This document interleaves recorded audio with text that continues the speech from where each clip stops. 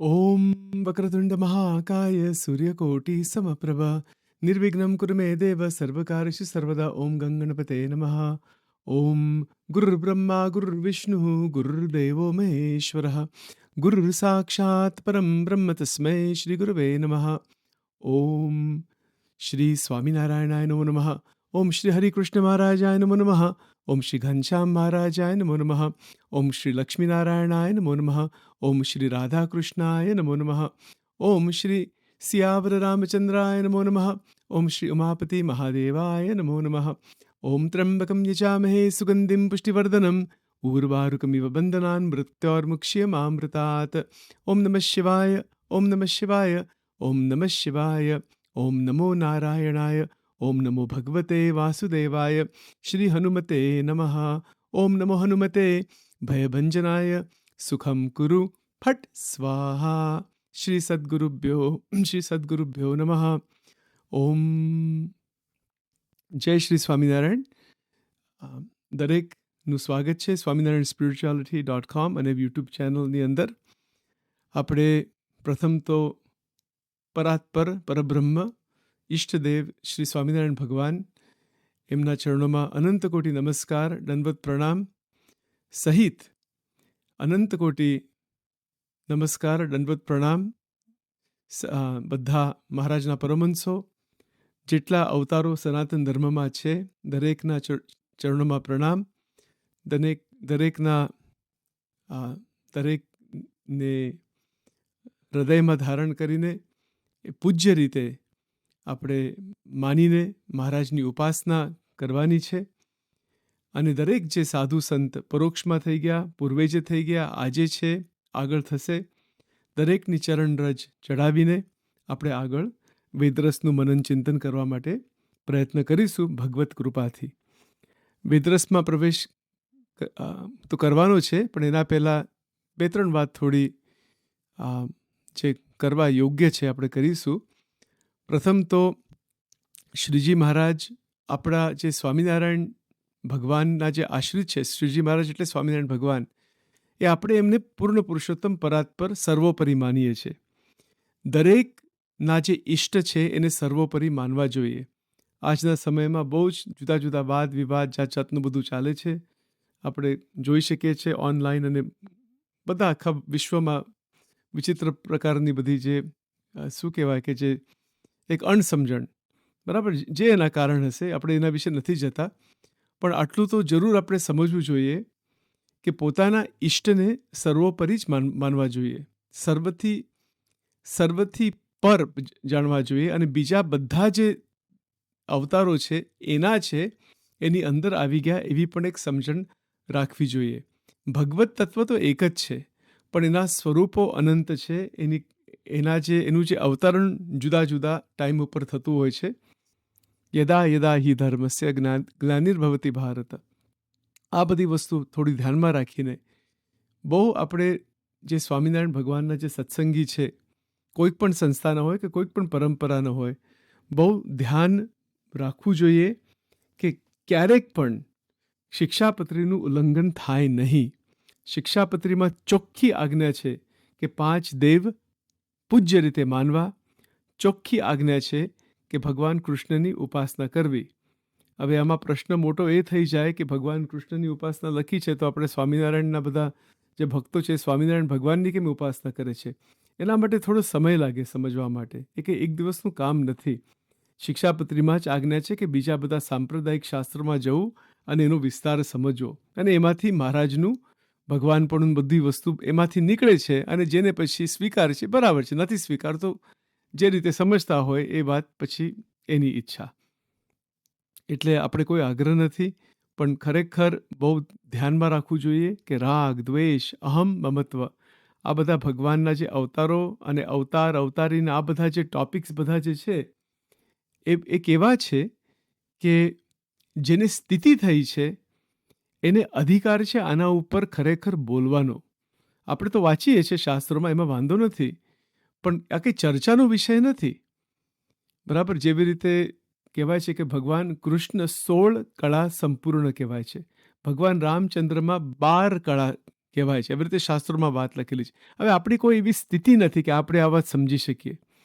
જ્યાં સુધી બ્રહ્મની સ્થિતિ થતી નથી, બ્રાહ્મી સ્થિતિ થતી નથી, આ બધું વાચ્યાર્થ જ્ઞાન લઈને કે વાચ્યાર્થ બધી વાતો લઈને શાસ્ત્રોમાંથી કે ગમે ત્યાંથી અને અહમ, મમત્વ, રાગ, દ્વેષ, ક્લેશ ઊભો કરવો એ આપણે ના ઘટે. કોઈક પણ સનાતન ધર્મના જે ભક્તો છે કે કોઈક પણ ધર્મના ભક્તો હોય, આ જે અનુભવ વગર બોલવું અને પછી એ બોલવું એવી રીતે કે જેમાંથી બીજાને દુઃખ થાય, બીજાને નીચે બતાવાય, આ ક્યારે ના કરીએ. આમાંથી કેટલું બધું નુકસાન થાય છે. બરાબર? એટલે થોડું આ ધ્યાન રાખીશું. શ્રીજી મહારાજનું આપણે જીવન જોઈએ ને, જીવન અને કાર્ય, એમણે કોઈ દિવસ આવું કર્યું નથી. પોતાની વાત કરેલી છે, પોતાની મૂર્તિ પણ પધરાવી વડતાલમાં, બધી પોતાની વાત કરેલી છે, વેદરસમાં પણ આવશે. પણ બહુ ધ્યાન રાખો, એમને બહુ જ વ્યવસ્થિત રીતે સનાતન ધર્મનો આખો આધાર લઈને, સનાતન ધર્મના વચનો પ્રમાણે વૈષ્ણવ જે સંપ્રદાય છે એને એક પાયો રાખીને પોતાની વાત કરેલી છે. બરાબર? અને કંઈ એકદમ સમજાય એવું પણ નથી. મધ્યનું 13મું વચનામૃત મહારાજ સ્વયં કહે છે કે તેજને વિશે મૂર્તિ છે, એ જ આ પ્રત્યક્ષ મહારાજ છે. પણ જો એવું નહીં સમજાય તો એવી રીતે સમજવું કે મહારાજ એટલે શ્રીજી મહારાજ આ મૂર્તિને જુએ છે. એ મૂર્તિ આપણો લક્ષ્ય છે. મૂર્તિ એટલે પરબ્રહ્મ, એ એક જ તત્વ છે. એ કોઈ સ્ત્રી નથી, પુરુષ નથી, એનું કોઈ આપણા કલ્પનામાં આવે પણ નહીં એવી વાત છે. પણ એ જ તત્વ જુદી જુદી રીતે એમનું જ ઐશ્વર્ય, એ જ એક જ ભગવાન છે, એક જ પરમેશ્વર, અક્ષરાતીત. સ્વામિનારાયણીય તત્વજ્ઞાન પ્રમાણે અક્ષરથી પર છે પુરુષોત્તમ, અક્ષરથી પર છે પરબ્રહ્મ. આ સ્વામિનારાયણીય તત્વજ્ઞાન છે.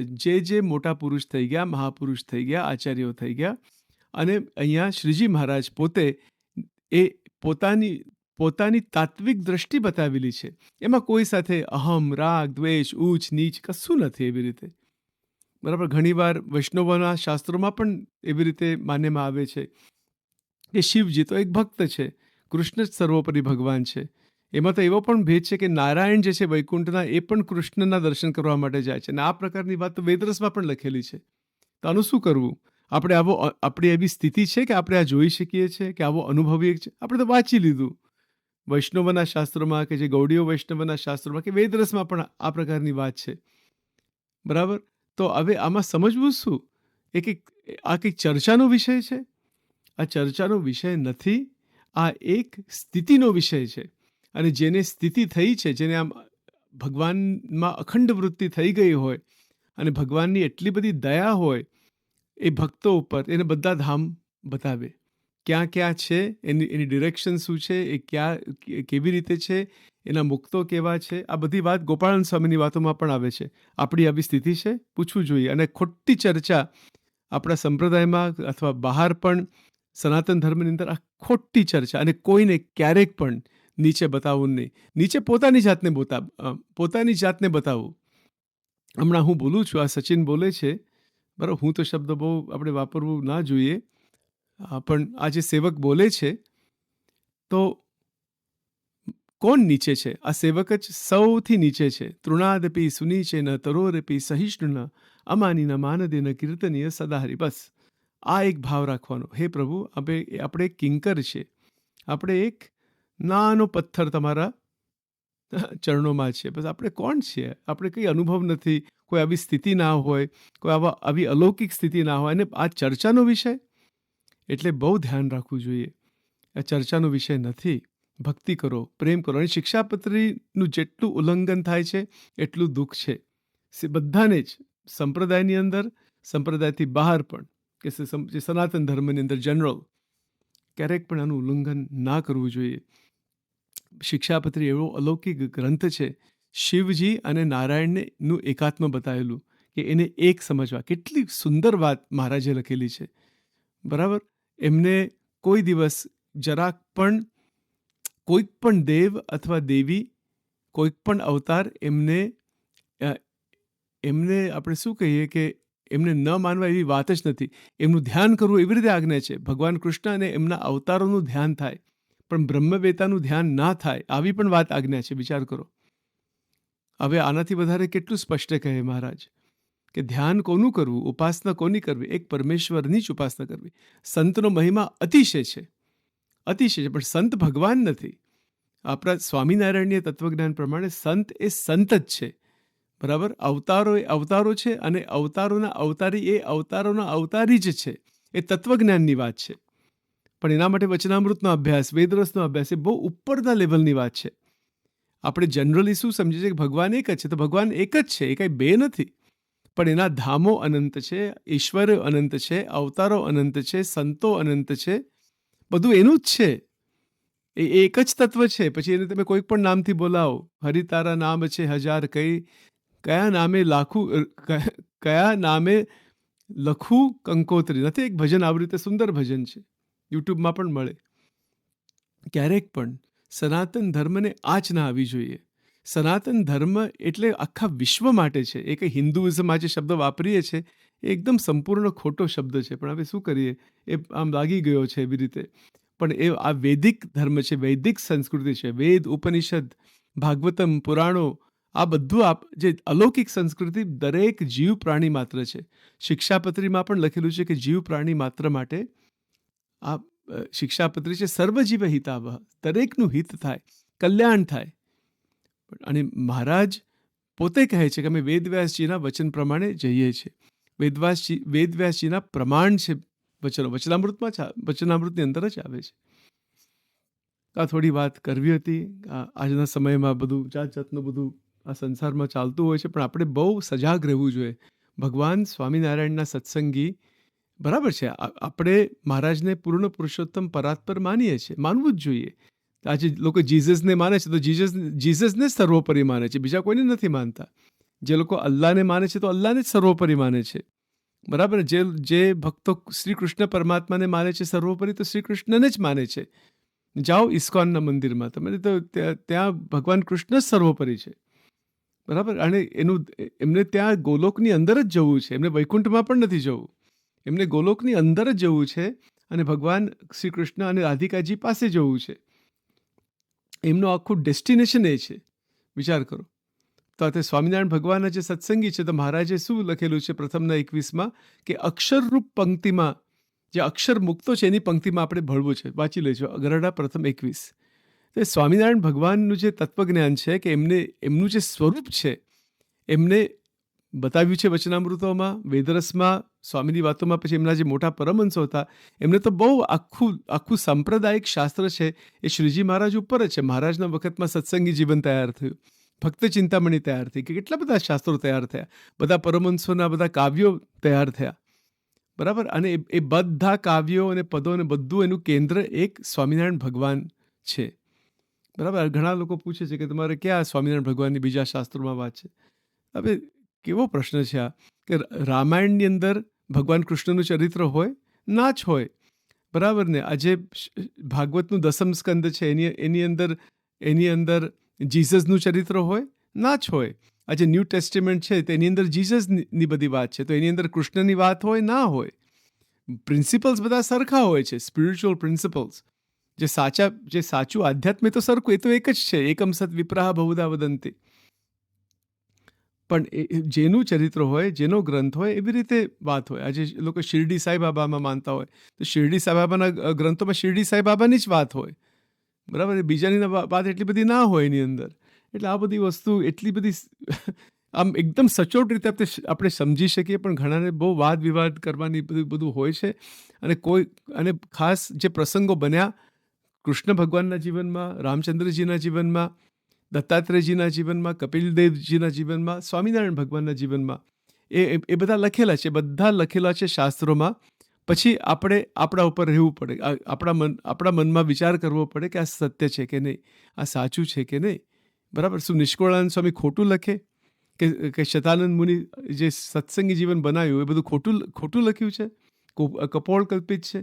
થોડો વિચાર કરવો જોઈએ. આજે શ્રીમદ ભગવદ્ ગીતા છે, કપોળ કલ્પિત છે. ભાગવતના બધા પ્રસંગો છે, 18,000 શ્લોક, એ ઘણા લોકો એવું જ માને છે કે આ તો બધું શું કંઈ બન્યું હોય છે એવી રીતે, કૃષ્ણ ભગવાનની બધી લીલાઓને બધું, તો બધું કપોળ કલ્પિત. એવી રીતે જ માનવું હોય તો પછી પૂરું થઈ ગયું, પછી ભક્તિ પણ નથી થવાની, કશું જ નથી થવાનું પછી. અને ત્યાં કંઈક બીજો માર્ગ લેવો પડશે, એવું જ કહેવું પડે. બરાબર. પણ જો એમાં શ્રદ્ધા ઊભી થાય સંતના વચનથી, સંસ્કૃતિના આધારથી, પરંપરાના આધારથી, સંપ્રદાયના જુદા જુદા જે સચોટ સંપ્રદાય છે એના આધારથી પછી શ્રદ્ધા ઊભી થાય કે આવું બન્યું છે, બરાબર, તો પછી શ્રદ્ધા એ સત્ય મનાય, એ એક માન્યતાની વસ્તુ છે. અને એમાંથી જે રસ લેવાનો છે ભગવાનમાં, એવી રીતે ભક્તિ થાય. આજે ભગવાન કૃષ્ણે ચરિત્ર જ ના કર્યા હોય તો પછી ભક્તિ કેવી રીતે થાય? બરાબર. પ્રથમનું ત્રીજું વચનામૃત એમાં મહારાજ શું કહે છે કે લીલા ચરિત્રો સંભાળી રાખવા, ભગવાન રામના, ભગવાન કૃષ્ણના, અને પછી પોતા ઉપર પણ વાત કરેલી છે કે જ્યાં જ્યાં સમયા થયા, જ્યાં જ્યાં ઉત્સવો થયા, બધું સંભાળી રાખવું, બ્રહ્મચારી, સાધુ, સત્સંગીને સંભાળી રાખવા દિવ્ય રીતે, કોઈક મનુષ્ય ભાવથી નહીં પણ દિવ્ય ભાવથી, એ પણ વાત કરેલી છે. બરાબર. તો આ એકદમ સચોટ વાત. શ્રીજી મહારાજના જે વચનો છે એનાથી આપણે જો ખસી જઈએ ને તો જાત જાતના પ્રોબ્લેમ ઊભા થાય. વચન પ્રમાણે રહી, વચનમાં વિશ્વાસ રાખો, ભજનમાં બળી, પૂર્વ કેરા પાપ તારા, તો જાશે બળી. આવી સીધી વાત, બહુ સુંદર વાત છે. દરેકને પ્રાર્થના છે, વાદ વિવાદ નહીં કરો, કોઈ સાથે ભેદભાવ નહીં રાખો.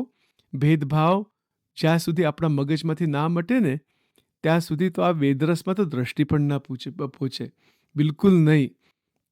આજે કોઈ પણ ત્રાહિત વ્યક્તિ આપણે દેખાય રોડ ઉપર કે ગમે ત્યાં, અને આપણે ગમે તેવી સ્થિતિમાં પહોંચી ગયા હોય પણ એની સાથે આપણે ભેદ રહ્યા કરે ને તો આપણે આધ્યાત્મનો કોઈ ખ્યાલ જ નથી. આ વેદરસમાં જ બધા પોઈન્ટ આવવાના છે.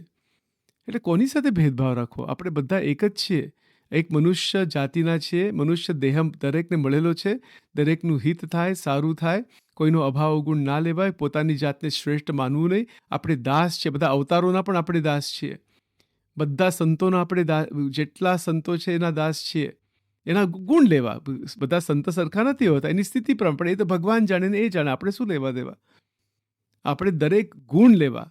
બરાબર. એવું નથી કે બધાની સ્થિતિ સરખી છે, એવું પણ નથી. એવું પણ નથી કે બધા અવતારોનું કાર્ય સરખું છે, એવું પણ નથી. બરાબર. અવતારી તત્વ આપણે માનીએ છીએ, આપણી સમજણ છે. સ્વામિનારાયણ ભગવાનના જે આશ્રિત છે આપણે એમને અવતારી તત્વ સમજીએ છીએ. આજે તમે કૃષ્ણ ભગવાનના જે પરમ ભક્તો હોય તો એમને અવતારી માને છે. બરાબર. એવી રીતે હવે આખો એ બહુ તાત્વિક વાત છે. અને અવતારી અને જે પંચભેદ, આ બધી બહુ ગૂઢ તત્વજ્ઞાનની વાત છે. એમાં શંકરાચાર્યજી, રામાનુજાચાર્યજી, વલ્લભાચાર્યજી, નિંબાર્કાચાર્યજી, ચૈતન્ય મહાપ્રભુજી, બધાનું તત્વજ્ઞાન તમે કમ્બાઈન કરો ને, એનો સમાવેશ કરો, ત્યારે પ્રથમનું સાતમામાં બધાની વાત આવી ગઈ છે. અને કેટલા બધા વચનામૃતોમાં આવી ગઈ છે. એટલે બહુ એ ઉપરના લેવલની વાત છે. એ કંઈ વાદ વિવાદનો પ્રશ્ન બિલકુલ નથી. જેની જેવી સ્થિતિ એવી વાતો કરેલી છે આચાર્યોએ. જેની જેવી સ્થિતિ, જેને જેવો અનુભવ, એવી રીતે એમને એનું પ્રવર્તન કરાયેલું. સ્વામિનારાયણ ભગવાને શું કર્યું કે એમને એકાંતિક ધર્મનું પ્રવર્તન કરાવેલું છે. બરાબર ને? એટલે એકાંતિક ધર્મનું પ્રવર્તન કરાવેલું, અને અવતારો બધા પધરાવેલા 6 મંદિરોમાં. અવતારોની વાત શિક્ષાપત્રીમાં પણ લખેલી છે. અને પછી પોતાની વાત વચનામૃતમાં પ્રત્યક્ષ અને પ્રગટ શબ્દ યુઝ કરીને વાપરેલી છે. અને વેદરસની અંદર પણ આ શબ્દો છે. વેદરસની અંદર પણ મહારાજ કહે છે કે હું ભગવાન છું. આવી રીતે બધી વાત છે. આ એક વિશ્વાસનો પ્રશ્ન છે, અને એવી રીતે નિશ્ચય થાય છે. આમાં શું થાય કે જેમ જેમ કોઈક નવો હોય ને સત્સંગમાં, અને જો એને કંઠી ધારણ કરી હોય, એને કંઠી આપી હોય, આચાર્ય મહારાજે આપી હોય, અથવા કોઈક સાધુએ આપી હોય, કે કોઈ પણ આજે એટલી બધી જુદી જુદી સંસ્થાઓ છે, પણ જ્યારે સ્વામિનારાયણ ભગવાનનો આશ્રય થાય છે ત્યારે કંઠી અપાય છે. તો જ્યારે કંઠી આપવામાં આવે છે ત્યારે એ આશ્રિત બને છે, અને પછી આખી એની યાત્રા ચાલુ છે. બાકી જેને આશરો ના કરવો હોય મહારાજનો, તો ગુણ લેવા, એમાંથી સારું શીખવું બધું. અને જે રીતે ઉપાસના કોઈ બીજા સંપ્રદાયો હોય કે બીજા માર્ગો હોય એના ઉપર ચાલવું, પણ એ સચોટ સાચા માર્ગ હોવા જોઈએ. અને શ્રીજી મહારાજે જે એકાંતિક ધર્મનું પ્રવર્તન કર્યું તો દરેક માટે છે. કોઈની પણ ઉપાસના હોય, ભગવાન જો સાચી ઉપાસના હોય તો એકાંતિક ધર્મ બધાને સિદ્ધ કરવાનો છે. બરાબર. એટલે કોઈ પ્રકારનો ભેદભાવ આ પ્રકારનું રાખવું ના જોઈએ. નો ડાઉટ કે દરેક મોટા પુરુષ અવતારો માટે આપણા માટે સ્વામિનારાયણ ભગવાન એમને જે વાત કરેલી છે એ બહુ ઉચ્ચ કોટીની છે આપણા માટે. અને એ મોટી મોટી વાતો લઈને ક્લેશ કરવો નહીં. બરાબર, ઘણીવાર એવું તો થાય છે કે ગોલોક અને અક્ષરધામમાં શું ફરક છે. હવે આપણે આ દિવાલની પાછળ શું છે દેખાતું નથી. આપણી બી કોઈ સ્થિતિ નથી, આ ચર્ચાનો વિષય નથી. ભલે આપણે ચર્ચા ના કરીએ પણ આપણે આના પર મનન ચિંતન કરીએ અને સાધના કરીએ અને ભગવાનને પ્રાર્થના કરીએ કે તમે સમજાવો, અનુભવ કરાવો. એ ખોટી રીતે ચર્ચા કરવી નહીં આના ઉપર. બરાબર, આ જે પ્રકારના જે આધ્યાત્મિક બહુ ઉચ્ચ લેવલની બધી વાત છે, જેવી રીતે આજે કોઈક મેથેમેટિક્સ સમજતો હોય તો આજે કેલ્ક્યુલસ અને ટ્રિગ્નોમેટ્રી, બરાબર, અને ડિફરન્શિયલ ઇક્વેશન્સ, કેલ્ક્યુલસ અને ટ્રિગ્નોમેટ્રીમાં ફરક નથી. બધું મેથેમેટિક્સ જ કહેવાય. ટ્રિગ્નોમેટ્રી અને એલ્જબ્રામાં ફરક નથી, એલ્જબ્રા અને અરિથમેટિકમાં ફરક નથી. એ બધું કનેક્શનમાં જ છે, પણ એકથી એક એ અધિક છે. થર્ડ લેવલ ડિફરન્શિયલ ઇક્વેશન કેટલા લેવલનું છે, અને કોઈ 1+1 શીખતો હોય તો એમાં ફરક નથી, પણ બધું મેથ જ કહેવાય. એવી રીતે આધ્યાત્મ એ આધ્યાત્મ જ છે, પણ એના લેવલ્સ પણ છે બધા. એટલે આવી બધી વાત છે. એટલે થોડી આપણે મનમાં આ બધી રાખીએ તો બહુ સારું છે અને બધાનું કલ્યાણ છે એની અંદર. હવે આપણે થોડું વેદરસમાં મનન ચિંતન કરીશું. હવે ફરીથી આ પોઈન્ટ ઉપર હું નથી બોલવાનો. એટલે આજે હમણાં જે બધી આજે અવતારીના હમણાં જે બધી વાત કરી આટલું ઠીક છે, બરાબર. એમાં કંઈ વધારે કંઈ બોલવા જેવું કંઈ કશું નથી એની અંદર. એમાં તો એટલી જ વાત છે કે અનુભવમાં જાઓ. અને શ્રીજી મહારાજ એ જ કહેવા માગે છે વેદરસમાં કે આપણે સ્વતંત્ર બની જઈએ. આપણે એવી રીતે આગળ મનન ચિંતન કરીએ. હવે સહજાનંદ સ્વામી મહારાજની જય. તો મહારાજ શું કહે છે કે જાગ્રત અવસ્થાની અંદર સ્વતંત્રતા. તો એ જે સ્વતંત્રતા જાગ્રત અવસ્થાની અંદર શ્રીજી મહારાજે બતાવેલી છે, એ સ્વતંત્રતા જીવન મુક્તને પ્રાપ્ત છે. Point number 1. જેટલા જીવન મુક્તો થઈ ગયા, પરોક્ષમાં થઈ ગયા હોય કે મહારાજના વખતમાં જે પરમહંસો હતા, આજે પણ છે, એ સંપૂર્ણ સ્વતંત્ર થઈ ગયા છે. અને જેને વિશ્વાભિમાની નામે જે જીવાત્મા છે, આ વાત સારંગપુરનું 6ઠ્ઠું એની અંદર શ્રીજી મહારાજ કહે છે કે એ જે વિશ્વનું અભિમાન છે, જાગ્રત અવસ્થાની અંદર જે એનો અભિમાન છે, કે આ જે અવસ્થાની અંદર જે અનુભવો છે એના સાથે જે અહમપણું જે રહ્યા કરે છે, વિષયો સાથે ખેંચતાણ અને આ બધું જે રહ્યા કરે છે, એ પરતંત્રતા છે. પણ એની અંદર સ્વતંત્ર આપણે બની શકીએ, રહી શકીએ. બહુ અઘરું છે. અઘરું એટલે કોઈને ખ્યાલ પણ નથી કે આવી રીતે બની શકે. તો સ્વતંત્રતા પ્રાપ્ત કરવી હોય તો એની અંદર પહેલાં તો બહુ જ સચોટ રીતે સમજવું પડે કે આખું જગત અનિત્ય છે. થોડા ટાઈમ માટે જ છે બધી વસ્તુ, બસ. બરાબર, એટલે છીએ થોડા દિવસના મહેમાન. બરાબર. એટલે ભગવાનનો સાક્ષાત્કાર જેને કરવો છે, જેને સાક્ષાત્કાર જ કરવો છે, એને સ્વતંત્રતા પ્રાપ્ત થાય છે, બાકી નથી થતી. બાકી બીજે બધી વૃત્તિ રહ્યા કરે અને પછી બધા પ્રકારના બંધન રહ્યા કરે. એટલે આને આ જ જન્મે પૂર્ણ સ્વતંત્રતા પ્રાપ્ત કરવી હોય જાગ્રત, સ્વપ્ન, સુષુપ્તિ ત્રણેય અવસ્થાની અંદર, તો પ્રથમ નક્કી કરવું જોઈએ કે મને સ્વતંત્ર બનવું છે, મારે કોઈ ખેંચતાણ રાખવી નથી. આ જગત આખું અનિત્ય છે. જગતમાં ભગવાન રહેલા છે, બધે જ ઈશાવાસ્યમિદમ સર્વમ. મૂર્તિ સત્ય છે, મૂર્તિ લક્ષ્ય છે. સંતનો સમાગમ અખંડ, અને બસ અખંડ વૃત્તિ, તેલધારા વૃત્તિ રહ્યા કરે. એટલે એવી રીતે ભગવાનનો જે આનંદ છે, ભગવાન આનંદ કંદ છે, એ સાધન કાળની અંદર પણ એને એટલી બધી પ્રગતિ થઈ જાય કે 9 પ્રકારની ભક્તિ એક સાધના છે, અને એ કર્યા જ કરવી. અને એવો એક પોઈન્ટ આવી જાય ગુરુ કૃપાથી, મહારાજની દયાથી, કે સ્વતંત્રતા પ્રાપ્ત થઈ જાય છે. એટલે કારણ શરીરનો નાશ થઈ જાય છે. લોયાનું 12મું, બરાબર. લોયાના 12માં જે વાત લખેલી છે, કારણ શરીરનો નાશ, એટલે જન્મ મરણનું આખું જે ચક્કર જે છે એ બધું બંધ થઈ જાય.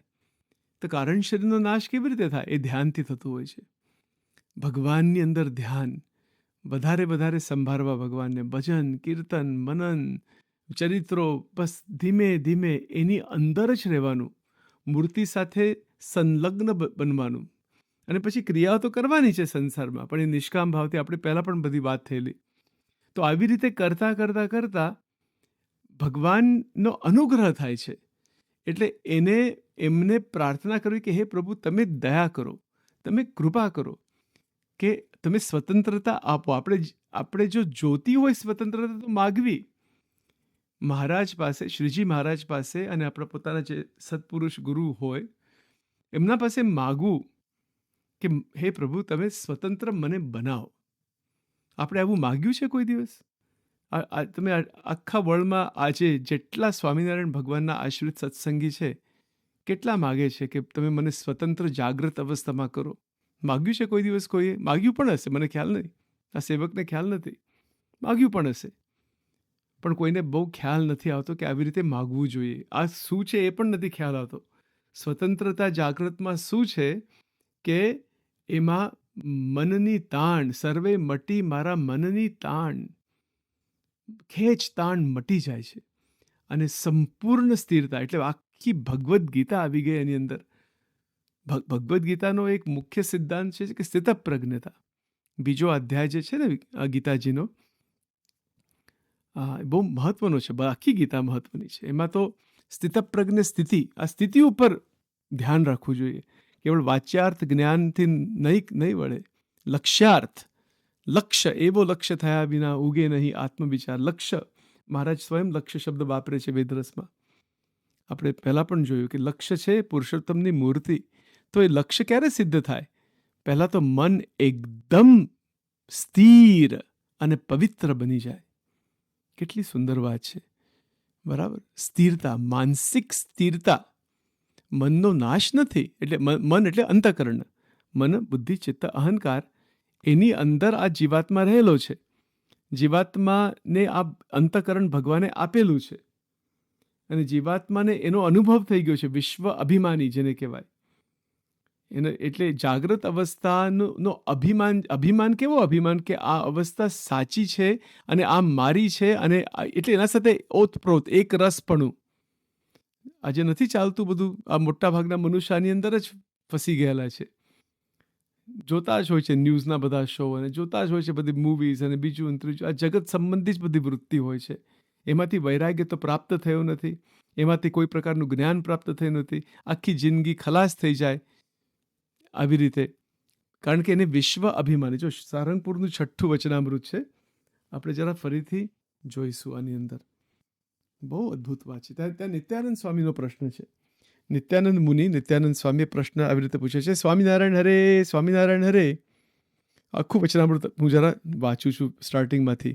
એક અવસ્થામાં 2 અવસ્થાનું, 4 પ્રકારની વાણીનું, સ્વામિનારાયણ હરે સંવત 1877ના શ્રાવણવદી દશમીને દિવસ શ્રીજી મહારાજ ગામ શ્રી સારંગપુર મધ્યે જીવા ખાચરના દરબારમાં ઉત્તરાદે દ્વાર ઓરડાની ઓસરીએ ઢોલિયા ઉપર વિરાજમાન હતા, ને સર્વશ્વે વસ્ત્ર ધારણ કર્યા હતા, ને પોતાના મુખારવિંદની આગળ મુનિ તથા દેશ દેશના હરિભક્તની સભા ભરાઈને બેઠી હતી.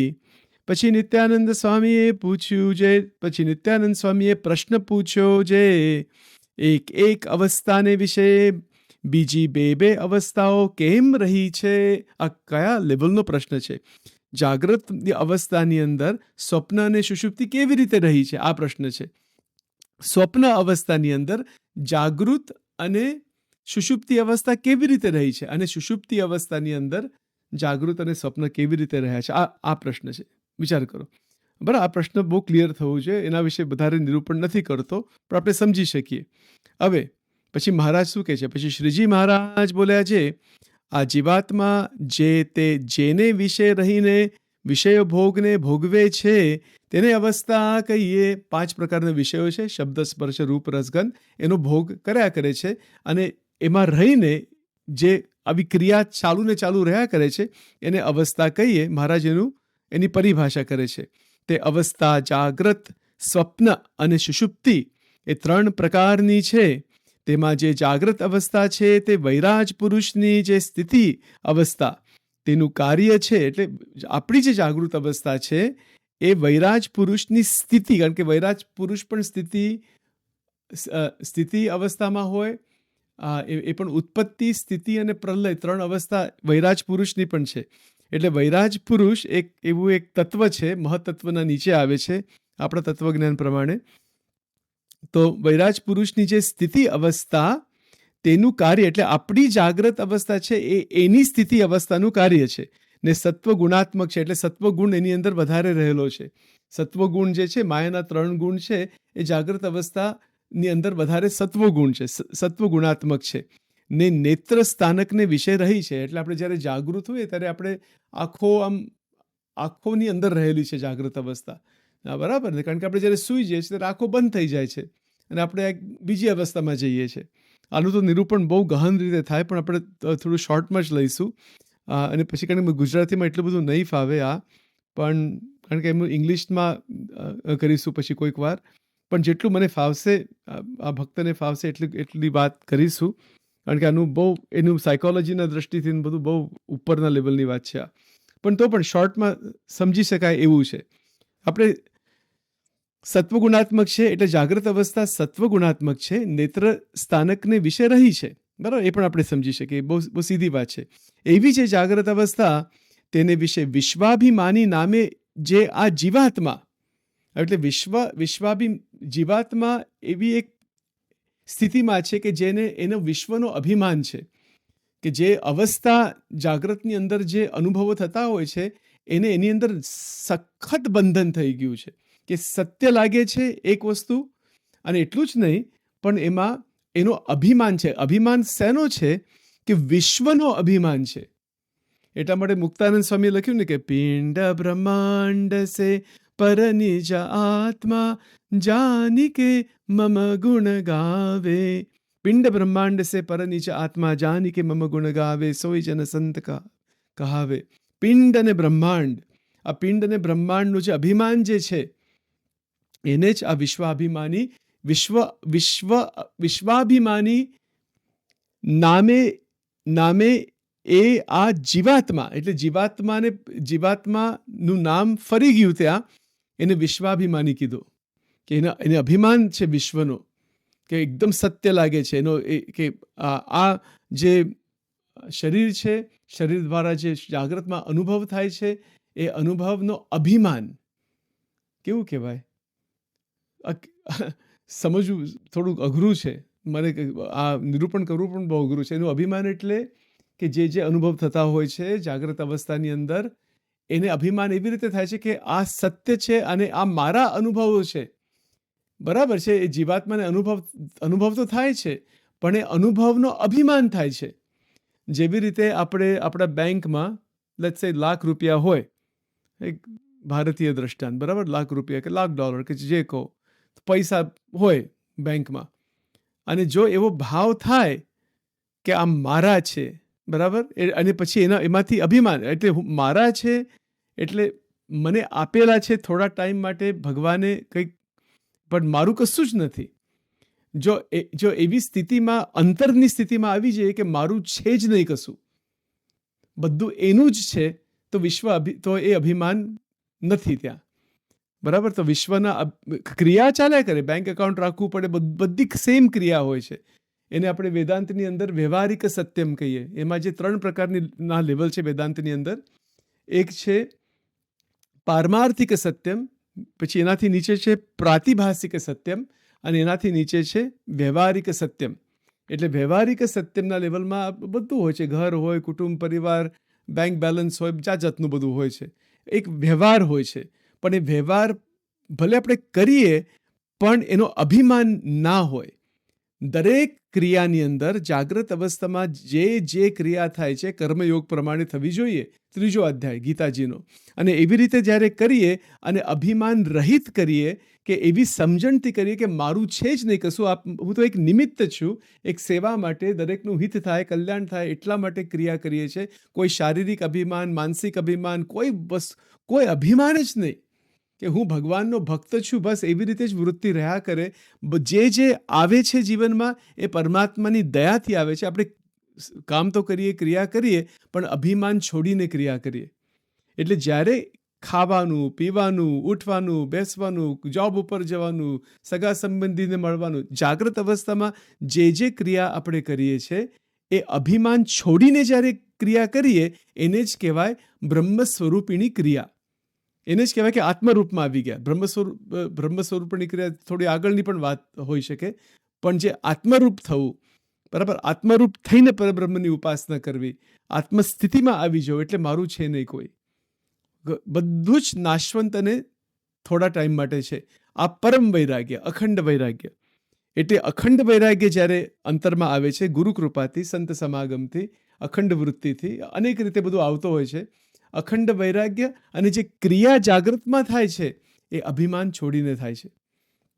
કે અવસ્થાની અંદર અભિમાન નથી કે હું કોઈક ઉપર છે, કંઈક મારી સ્થિતિ વધારે આગળ છે બીજાથી, ધનથી કે જ્ઞાનથી કે ગમે તે હોય, બરાબર. એમાં જે ઊંચ નીચપણું આ બધું મટી જાય છે અંતઃકરણની અંદર. અને જ્યાં સુધી એ મટતું નથી ત્યાં સુધી આ જાગ્રત અવસ્થાની અંદર જે અભિમાન જે છે, જે વિશ્વાભિમાની નામે જે આ જીવાત્મા, બરાબર, એ અભિમાન છોડી નથી શકતો. આપણે આખું વાક્ય હું જરા વાંચું છું, લાંબુ વાક્ય છે આ. જો આ મહારાજની કેવી તાકાત છે દેખાય છે એની અંદર. સ્વામિનારાયણ હરે તો મહારાજ કહે છે, એવી જે જાગ્રત અવસ્થા તેને વિશે વિશ્વાભિમાની નામે જે આ જીવાત્મા તે જે તે સ્થૂળ દેહના અભિમાને સહિત થકો 10 ઇન્દ્રિયો ને 4 અંતકરણને કરીને વિવેકે સહિત યથાર્થપણે પોતાના પૂર્વકર્મને અનુસારે બાહ્ય શબ્દાદિ પંચ વિષયના ભોગને ભોગવે છે તેને સત્વગુણ પ્રધાન એવી જે જાગ્રત અવસ્થા કહીએ. કેટલી અદ્ભુત વાત લખેલી છે આ. હવે જો બહુ શાંતિથી સમજવું પડે, હા, બહુ શાંતિથી. તો પોઈન્ટ નંબર 1 કે જાગ્રત અવસ્થા કોને છે? જીવાત્માને છે. પણ જાગ્રત અવસ્થાનો અનુભવ છે, પણ એ અનુભવમાં એને અભિમાન છે. એ વિશ્વનો અભિમાન છે, બરાબર. આજે વિશ્વ દેખાય છે એનો અભિમાન છે કે આ સત્ય છે, કે આની અંદર હું રહું છું. કેવી રીતે એનું વર્ણન કરું મને બહુ ખ્યાલ નથી આવતો. જરા જોવું પડશે, તો વિચાર કરવો પડશે કે આનું કેવી રીતે. વિશ્વનું અભિમાન એટલે શું? વિશ્વનું અભિમાન એટલે જે વિશ્વ દેખાય છે એ સત્ય લાગે, એ અંતઃકરણની અંદર એવી રીતે થાય કે આ બધું રહેવાનું જ છે, એટલે એક શાશ્વતપણું ખોટી રીતે લાગે. આવું બધું છે એની અંદર. એટલે વિશ્વાભિમાની નામે જે આ જીવાત્મા, એ જીવાત્માને કીધો છે વિશ્વ અભિમાની. હવે શું છે ત્યાં? તે જે તે સ્થૂળ દેહના અભિમાને સહિત, સ્થૂળ આ જે ફિઝિકલ બોડી, સ્થૂળ દેહનું અભિમાન થઈ જાય કે આ શરીર જ આ સ્થૂળ દેહનો અભિમાન છે. પહેલાં તો એનો અભિમાન થઈ જાય કે આ સ્થૂળ દેહ હું છું. કેટલી ખોટી વાત છે. એ જ તો પોઈન્ટ છે વેદરસમાં કે અંગને ખોટા કરો પછી આવશે બધું, અને એ ખોટા કરીને આત્મા સુધી જવાનું છે આપણે. પણ અહીંયા વિશ્વાભિમાની નામ જે જીવાત્મા છે તે સ્થૂળ દેહના અભિમાને સહિત થકો, એટલે અભિમાને સહિત સાથે જે 10 ઇન્દ્રિયોને 4 અંતકરણે કરીને વિવેકે સહિત, એટલે 10 ઇન્દ્રિયો એટલે 5 જ્ઞાન ઇન્દ્રિયો, 5 કર્મ ઇન્દ્રિયો, 4 અંતકરણ એટલે મન બુદ્ધિ ચિત્ત અહંકાર, 10 ઇન્દ્રિયો ને 4 અંતકરણે કરીને વિવેકે સહિત યથાર્થપણે પોતાના પૂર્વકર્મને અનુસારે બાહ્ય શબ્દાદિ પંચ વિષયને ભોગવે છે. એટલે વિવેકે સહિત એટલે એને ખ્યાલ છે કે હું કેટલો ભોગ કરો છો, એ બધો અનુભવ. આ વિવેક એટલે આત્મા અનાત્માનું વિવેક એ ના સમજવું. આની અંદર એને વિવેક હોય છે. વિવેક કેવી રીતે કે આજે આપણે કંઈક ભોજન બનાવ્યું હોય પણ એકદમ એમાં કોઈક પ્રકારનો પ્રોબ્લેમ, કંઈક આપણે શું કહીએ કે એની અંદર કાકરા બધું જાતનું બધું આવી ગયું હોય તો આપણે ના જમી શકીએ. એ આપણે વિવેક હોય છે, એક જ્ઞાન હોય છે કે આ વસ્તુ ના ખવાય, આ વસ્તુ ખવાય, આ વસ્તુ સારી છે, ખોટી છે, આમ છે તેમ છે. આ પ્રકારનું બધું ઇન્દ્રિયોનો વિવેક છે.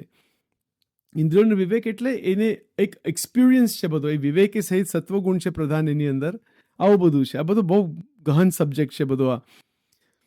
તો સ્થૂળ દેહના અભિમાને સહિત થકો 10 ઇન્દ્રિયોને 4 અંતઃકરણને કરીને વિવેકે સહિત યથાર્થપણે પોતાના પૂર્વ કર્મને અનુસારે, એટલે પૂર્વ જે કર્મો કર્યા છે એના અનુસારે ભગવાન એને અવસ્થાનો અનુભવ કરાવે છે.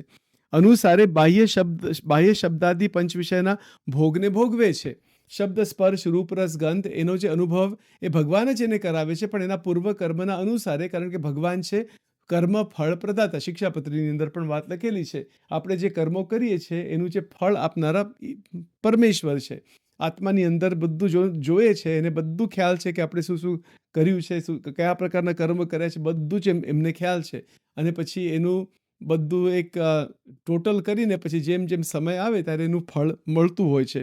અને એ જે ફળ મળે છે એટલે એ અનુભવ થાય છે બધો જીવાત્માને, અને એ પંચ વિષયને ભોગને ભોગવે છે. તેને સત્વગુણ પ્રધાન એવી જે જાગ્રત અવસ્થા કહીએ. એટલે આ જાગ્રત અવસ્થાની વ્યાખ્યા સારંગપુરનું 6ઠ્ઠું વચનામૃત બહુ જ આમ ઊંડાણપૂર્વક અને ગહનપૂર્વક આવી રીતે સચોટ રીતે શ્રીજી મહારાજે એની વ્યાખ્યા કરેલી છે. હવે આ જો આપણે સમજી શકીએ, આમ તો આનું નિરૂપણ જરા મારે થોડો વિચાર કરવો પડશે કે વધારે આ સારંગપુરનું 6ઠ્ઠું ગુજરાતીમાં કેવી રીતે કરવું, અને કારણ કે મને બહુ આમ અઘરું પડે છે આ કરવું ગુજરાતીમાં. આમ તો ઇંગ્લિશમાં આનું નિરૂપણ કરવું હોય ને સારંગપુરનું 6ઠ્ઠું તો 200-300 કલાક જાય, એટલું બધું થાય, કારણ કે બહુ અત્યંત ઉચ્ચ કોટીની વાત છે. પણ આપણે શોર્ટમાં જો સમજી શકીએ તો સારું છે, કારણ કે આપણે ક્યાં જવું છે કે વેદરસની અંદર જાગ્રત અવસ્થામાં જે સ્વતંત્ર થયેલા છે મુક્તો, બરાબર, એ પોઈન્ટ સમજવો છે આપણે. તો મહારાજ જે અહીંયા જે સારંગપુરના 6ઠ્ઠામાં વાત લખી એમાં વિશ્વાભિમાની વાત આવી ગઈ, 10 ઇન્દ્રિયોની વાત આવી ગઈ, 4 અંતઃકરણની વાત આવી ગઈ, બધી જ વાત આવી ગઈ, બરાબર ને. જે કર્મની વાત આવી ગઈ, કર્મના ભોગની વાત આવી ગઈ, કર્મના ફળની વાત આવી ગઈ. કેટલું બધું આધ્યાત્મ ભરાયેલું છે. જન્મ મરણની પણ વાત આવી ગઈ, જાત જાતનું બધું આવી ગયું એની અંદર.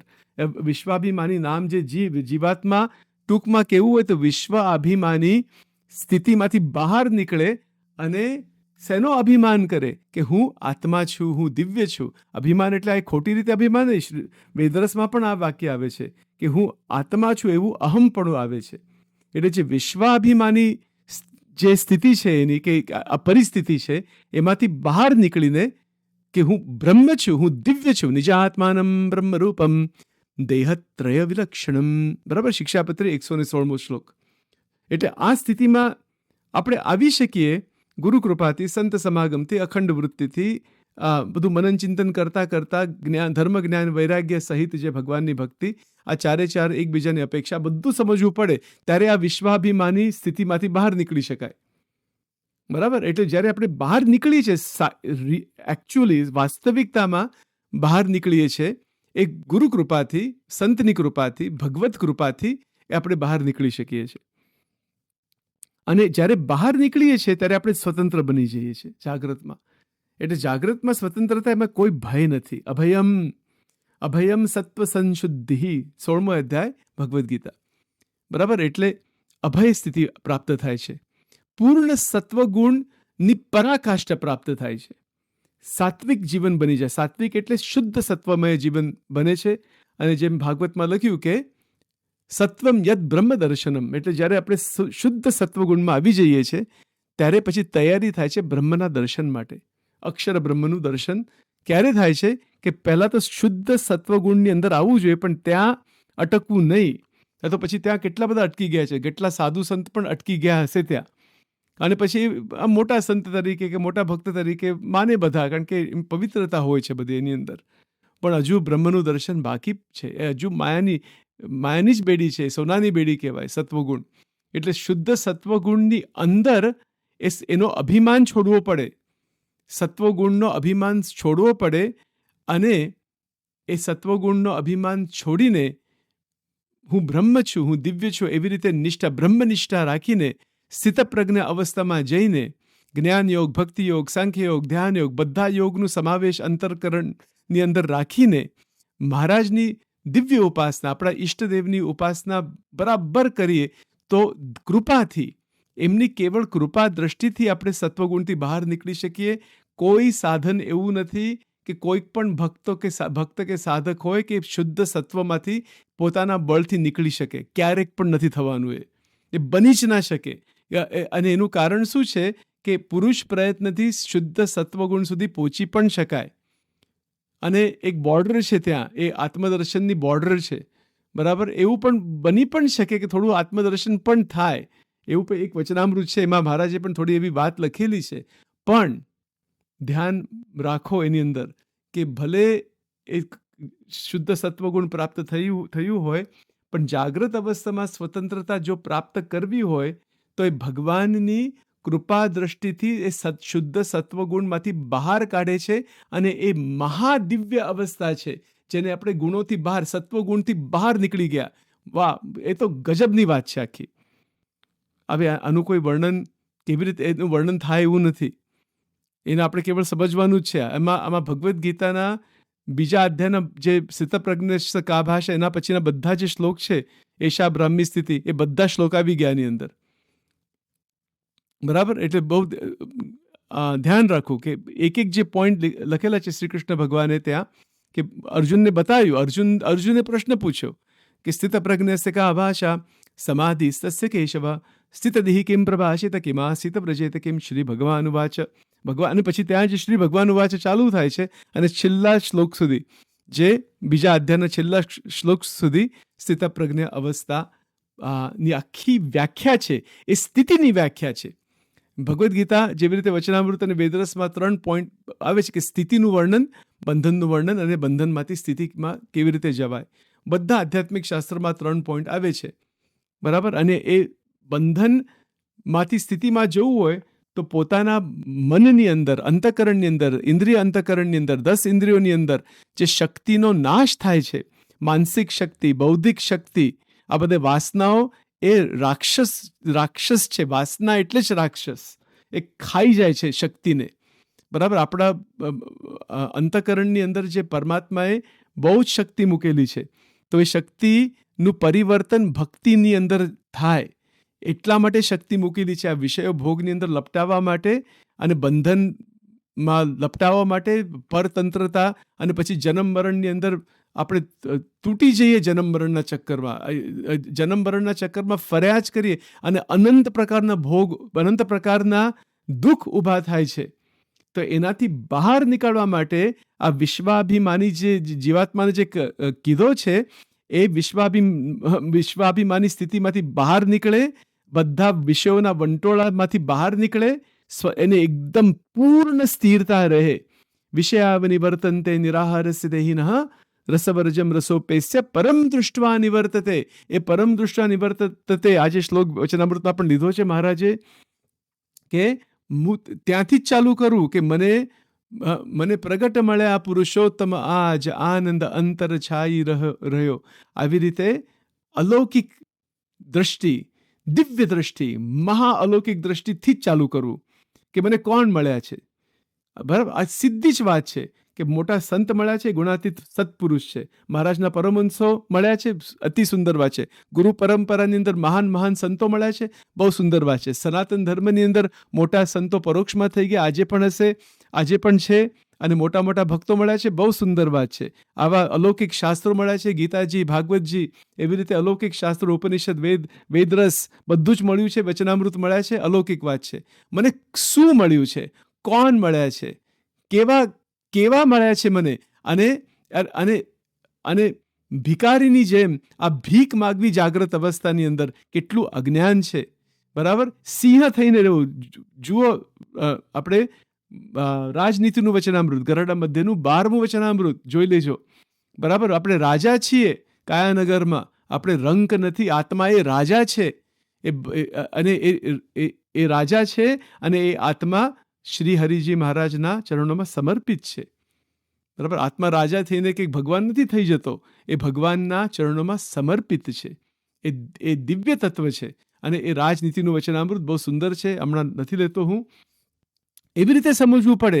ત્યારે વિશ્વ અભિમાની જે સ્થિતિ, વિશ્વનું જે અભિમાન છે, વિશ્વનો અભિમાન એટલે દેહનો અભિમાન, સ્થૂળ દેહ પોતાને માને છે, એટલા માટે વિશ્વને સત્ય માને છે, વિશ્વનો અભિમાન છે, બરાબર. આપણું કશું જ નથી, શરીર જ પોતે નથી. ગુણાતીતાનંદ સ્વામી લખ્યું કે શરીર પોતે નથી, એ સાક્ષાત દેખાય છે.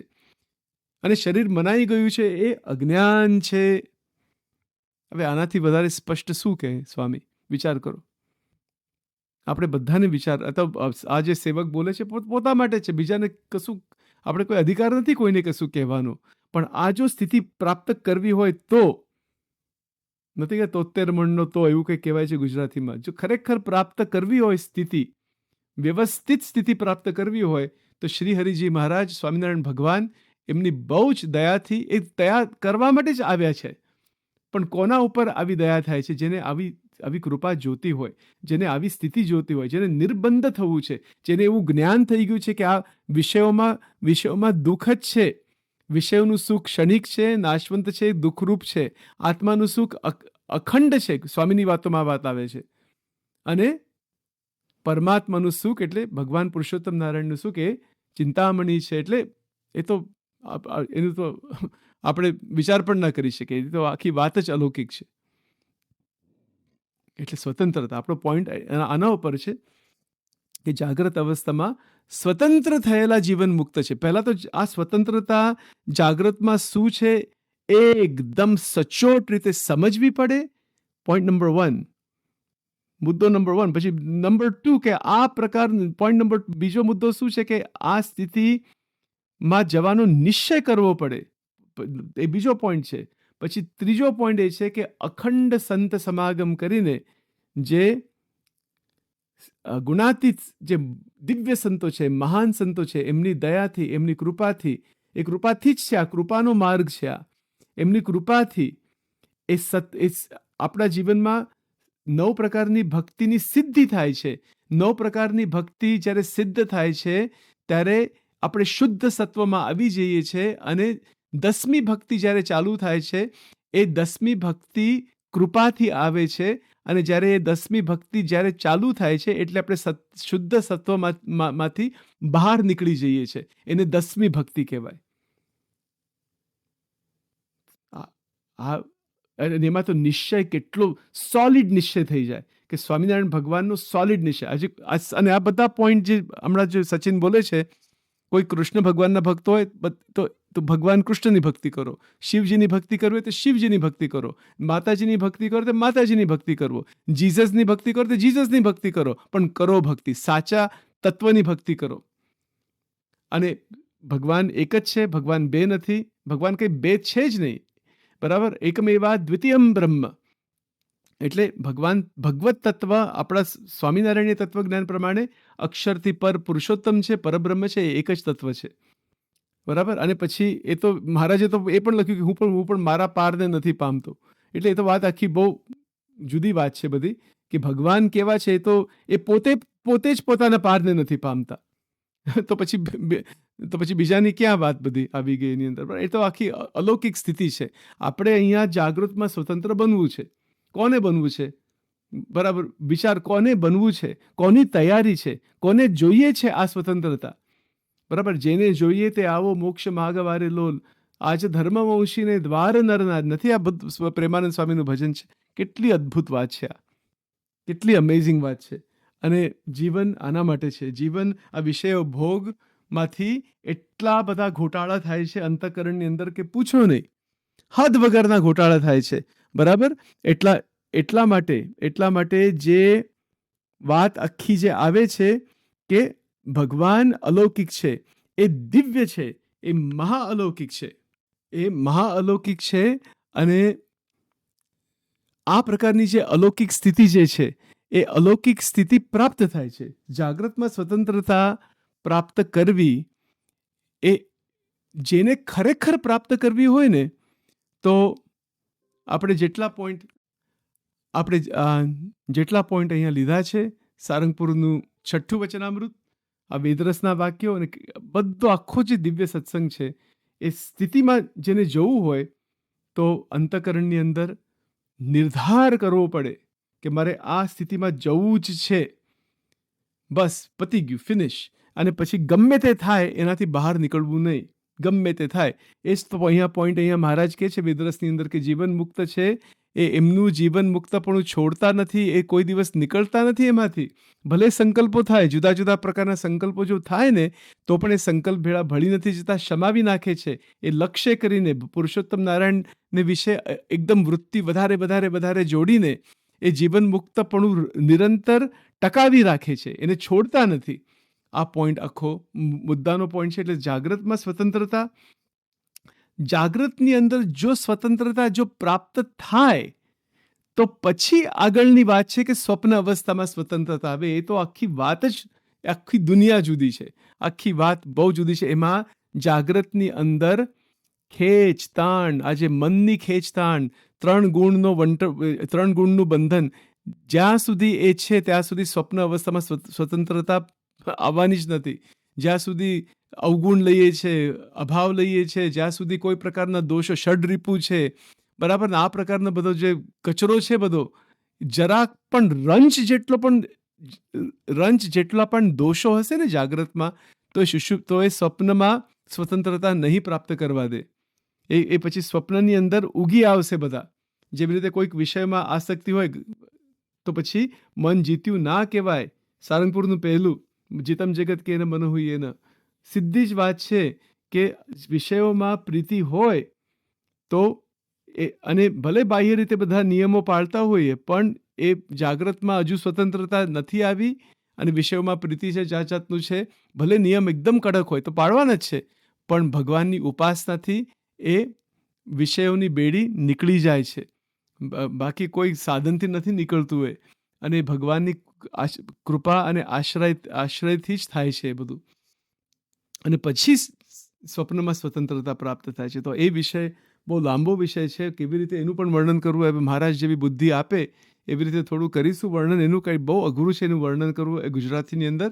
મારે તો ઇંગ્લિશમાં કરવું હોય ને આ સબ્જેક્ટ ઉપર 200-300 કલાક જાય. ઇંગ્લિશમાં વ્યવસ્થિત કરી શકું મહારાજની દયાથી, પણ ગુજરાતીમાં બધા વચનો છે તો ગુજરાતી જે ભાષા જે સત્સંગી છે, ભગવાનના ભક્તો છે, એમને લાભ થાય એટલા માટે ગુજરાતીમાં કરીએ છીએ. બાકી આ વસ્તુ ગુજરાતીમાં કરવી મારા માટે તો બહુ જ, આ સેવક માટે અત્યંત દુષ્કર વસ્તુ છે, બહુ અઘરું છે આ. અને કારણ કે મને ઘણા શબ્દો ખ્યાલ નથી, અને જે આજના રિસર્ચ પ્રમાણે ઘણી બધી વસ્તુ કેવી હોય એના માટે ગુજરાતીમાં શબ્દ જ નથી, બરાબર. લાઈક ન્યુરોપ્લાસ્ટિસિટી, સિનેપ્ટોજેનેસિસ, બરાબર, different psychological theories, collective unconscious, એટલે બધી so many things are there. They're not describable in Gujarati. There's no words for that. ગુજરાતીમાં શબ્દ જ નથી એના માટે. પણ એના ટ્રાન્સલેશન કરીને આપણે વાત કરી શકીએ. ઠીક છે, જે હોય હવે ભગવાનની ઈચ્છા, પણ શોર્ટમાં સમજી શકીએ કે મારે સ્વતંત્ર બનવું છે અને સ્વતંત્રતાની અંદર જીવન મુક્તપણું પ્રાપ્ત કરવું જ છે, અને પછી વિદેહી મુક્તપણું આવશે. એ તો પછી આગળની વાત આવશે. બાકી વેદરસ કેવળ કે વાંચવાનો, આપણે કેવળ વાચ્યાર્થ જ્ઞાન કામનું નથી. એ તો બધું ઠીક છે, વાંચવું તો જોઈએ જ, પણ આને ઉતારવું અંદરમાં, એટલે આને સમજવું અને અંતરમાં સ્થિતિમાં જવું એના માટે છે. બાકી તો બધું ચાલ્યા કરે છે સંસારમાં, સત્સંગમાં પણ બધું ચાલ્યા કરે છે, પણ જે ખરેખર મુક્ત જેને થવું જ છે, તો આખી વાત અત્યંત અલૌકિક, દિવ્ય, મહાદિવ્ય વાત છે. પૂર્ણ ભગવદ્ ગીતાની અંદર આવી ગઈ. પૂર્ણ સ્થિતપ્રજ્ઞના લક્ષણ બધા જ આવી ગયા, બરાબર. પૂર્ણતા, સંપૂર્ણતા એની અંદર આવી ગઈ, કારણ કે ભગવાન પૂર્ણ છે, પૂર્ણ પુરુષોત્તમ પરબ્રહ્મ. એ પૂર્ણ સ્થિતિ છે એમની. એ પૂર્ણ જ છે સ્થિતિ, પૂર્ણ સ્થિતિ નહીં પણ પૂર્ણ જ છે. સ્થિતિ તો આપણી હોય, એમની તો એ તો તત્વ છે, એ ભગવત તત્વ છે. આવું બધું છે. એ બહુ જ કૃપા, ભગવાનની દયા અને કૃપાથી આની અંદર આપણે પ્રવેશ કરી શકીએ. બાકી કૃપા વગર પ્રવેશ નથી થતો. કૃપા માગવી, પણ હવે કોને જોઈએ છે આવી કૃપા? જોઈએ છે આવી કૃપા? વિચાર કરો, મુજબ ન જાણજો રે, બીજા માઈક સૌકાર, પ્રીતિ તોડજો રે. જૂઠા કુટુંબ, પરિવાર, ધન દોલત બધું ખોટું જ થઈ જાય મનમાંથી, ત્યારે જાગૃતમાં સ્વતંત્રતા આવી કહેવાય. કોની તૈયારી છે? ખોળીને ખોળીઓ ખરા ખપવાળાની ખોટ રે. નિષ્કુળાનંદ સ્વામી કહે છે, ખોળીને ખોળીઓ ખરા ખપવાળાની ખોટ રે. બરાબર. એટલે આ પ્રકારની સ્થિતિમાં લઈ જવા માટે જ મહારાજ અહીંયા આવેલા. પણ એ તો જેમ થાય તેમ થાય, બરાબર. એ તો થોડા થોડા જેમ પ્રોગ્રેસ થાય આધ્યાત્મના માર્ગમાં એ તો બરાબર છે, પણ જેને તત્કાળ સ્થિતિમાં જવું હોય તો એ તત્કાળ કૃપા થાય છે, એ તત્કાળ કૃપાથી જ થતું હોય છે. બાકી અને જો જેના ઉપર ભગવાનની દ્રષ્ટિ થઈ ગઈ, એ તો તત્કાળ પહોંચી ગયા ત્યાં. એ તો ભગવાન તો એક જ સેકન્ડમાં કે એક સંકલ્પથી બધો અજ્ઞાન, બધું કારણ શરીર બધું ખલાસ કરી નાખે છે. પણ એ કોના ઉપર આવી કૃપા થાય છે કે જેને એ કૃપા સંપૂર્ણ જોઈએ છે, એના ઉપર જ એવી કૃપા થાય છે, બાકી નથી. બાકી બધું ઘોટાળો બધો બહુ જ છે બધો. કારણ કે જીવને કેટલું બધું કરવું છે. આ વિશ્વ અભિમાન, પછી તૈજસ અભિમાન, પછી પ્રજ્ઞાભિમાન, એ બધું આવશે. પછી આપણે આગળ નિરૂપણ કરીશું ત્યારે આવશે. અભિમાન એને એટલો બધો છે આ સંસાર કર્મનું બંધન રહ્યા જ કરે. ભગવાન એને કર્મનું ફળ આપતા જ હોય છે.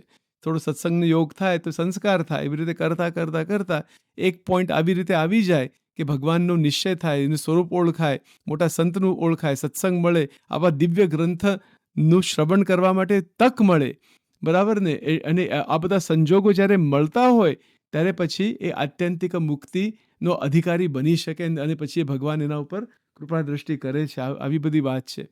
પણ હવે એ તો ભગવતી ઈચ્છા, પ્રભુ પલમાં ચાહે સો કરે, એની ઈચ્છા. એ તો ગમે તે કરી શકે, બરાબર ને. કોઈને પણ મુક્ત બનાવી શકે. એ તો બધું ચાહે એ પલમાં ચાહે તે કરે. કરતું અકર્તું અન્યથા કરતું. આ પ્રકારની અલૌકિક બધી વાત છે. આપણે અહીંયા સ્ટોપ કરીશું. ઓમ શ્રી સ્વામિનારાયણાય નમો નમઃ. શ્રી હરિકૃષ્ણ મહારાજાય નમો નમઃ. શ્રી સદ્ગુરુભ્યો નમો નમઃ.